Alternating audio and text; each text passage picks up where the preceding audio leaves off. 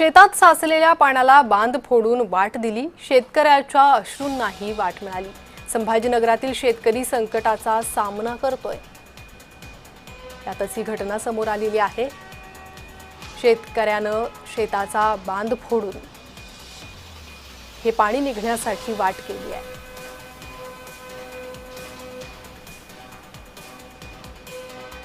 माझे मोसंबी झाडं, लिंबूचे झाडं सगळ्या बगीच्या पाण्यामध्ये गेलेले आहे।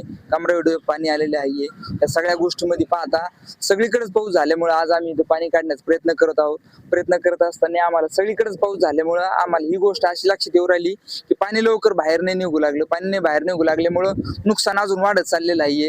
हे झाडं पावसामुळे, पाण्यामुळे, कशामुळे, कमरेएवढ्या पाण्यामध्ये असल्यामुळे हे झाडं मला आता पुन्हा याच्यानंतर फळबहार धरता येणार नाहीये। त्यामुळे मला हे काढून टाकावं लागतंय। शेतकरी अजून चिंतेत चाललेला आहे। ह्या चिंतेमुळे माझं आयुष्य, माझं पुढचं भविष्य खराब होत आहे। या सगळ्या गोष्टीमुळे मी आता सरकारला असं म्हणू इच्छितो की माझी इच्छा अशी आहे की तुम्ही माझी या पूर्ण पंचनामा करा। पूर्ण माझ्या फळांचा, पिकांचा, काय गोष्टींचा, किती कमरात इतकं पाणी साचलेले, काय काय घटना घडू राहिल्या अतिवृष्टीमुळे, या सततच्या पावसामुळे किती त्रास भोगायला लागू राहिला।